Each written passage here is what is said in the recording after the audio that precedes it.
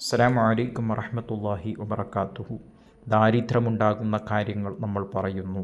മഹാന്മാരായ ഇമാമിങ്ങൾ അവിടെ രേഖപ്പെടുത്തി വച്ചിട്ടുണ്ട്.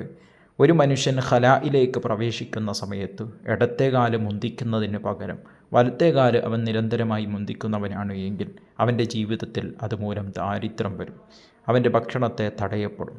അതുപോലെ തന്നെ വസുആലുന്നാസി മിൻ ഗൈരി ഫഖ്രിൻ, ആവശ്യമില്ലാതെ ജനങ്ങളോട് ചോദിക്കുക.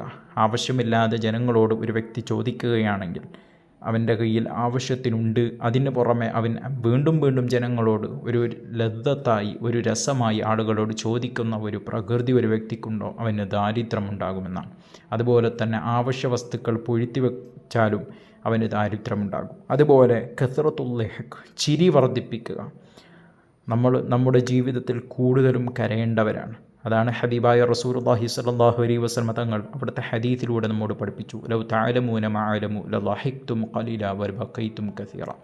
ഞാൻ അറിയുന്ന വിവരങ്ങളെല്ലാം നിങ്ങൾക്ക് ലഭിച്ചിരുന്നുവെങ്കിൽ നിങ്ങൾ കൂടുതൽ കരയുകയും കുറച്ച് മാത്രം ചിരിക്കുകയും ചെയ്യുമായിരുന്നു എന്ന് മഹാന്മാർ രേഖപ്പെടുത്തി വച്ചിട്ടുണ്ട്. അതുപോലെ തന്നെ പരിശുദ്ധമായ ഖുർആനിൽ സമാനമായ ആശയം തോന്നിപ്പിക്കുന്ന ആയത്തുകളും വന്നിട്ടുണ്ട് എന്നുള്ളതാണ് വസ്തുത. എന്നാൽ ഇവിടെ മനസ്സിലാക്കേണ്ടത്, ഒരു വ്യക്തി അവൻ്റെ സമയം കൂടുതലും ചെലവഴിക്കുന്നത് ചിരിക്കാൻ വേണ്ടിയിട്ടാണ്, അല്ലെങ്കിൽ അവൻ്റെ സമയത്തിൽ അവൻ കൂടുതലും കരയുന്നതിനേക്കാളും ചിരിക്കാണ് അവൻ പ്രാധാന്യം നൽകുന്നത് എങ്കിൽ അവൻ്റെ ജീവിതത്തിൽ ദാരിദ്ര്യമുണ്ടാകും എന്ന് മഹാന്മാർ പഠിപ്പിച്ചത് കാണാം. അതുപോലെ തന്നെ കുടുംബക്കാർക്കോ അല്ലെങ്കിൽ അവൻ്റെ ഭാര്യ മക്കൾക്കോ അല്ലെങ്കിൽ അവൻ്റെ സന്താനങ്ങൾക്കോ അവൻ്റെ മറ്റു കുടുംബത്തിലുള്ള ആർക്കാണെങ്കിലും അവൻ ഷർറ് കൊണ്ട് ദുആ ചെയ്യുകയാണ് എങ്കിൽ അവൻ അങ്ങനെ ആയിപ്പോകട്ടെ, ഇങ്ങനെ ആയിപ്പോകട്ടെ എന്നിങ്ങനെയുള്ള ദുആ, ഒരു ശാപ ദുആ അവൻ നടത്തുകയാണ് എങ്കിൽ അവൻ്റെ ജീവിതത്തിൽ ദാരിദ്ര്യം അത് മുഖേന വരും എന്ന് മഹാന്മാർ പഠിപ്പിച്ചത് കാണാം. അതേപോലെ തന്നെ നമ്മളിൽ പല കുട്ടികളും ചെറിയ പ്രായം മുതൽ തന്നെ ചിലപ്പോൾ അവർ ശീലിക്കുന്ന ഒരു ദുശ്ശീലമുണ്ട്.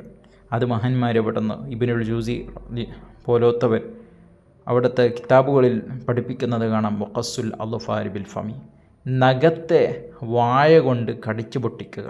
നഖത്തെ വായ കൊണ്ട് കടിച്ചു പൊട്ടിക്കുക എന്ന പ്രകൃതിയുള്ളവനാണോ അവൻ്റെ ജീവിതത്തിൽ ദാരിദ്ര്യം വരാൻ അത് തന്നെ മതി.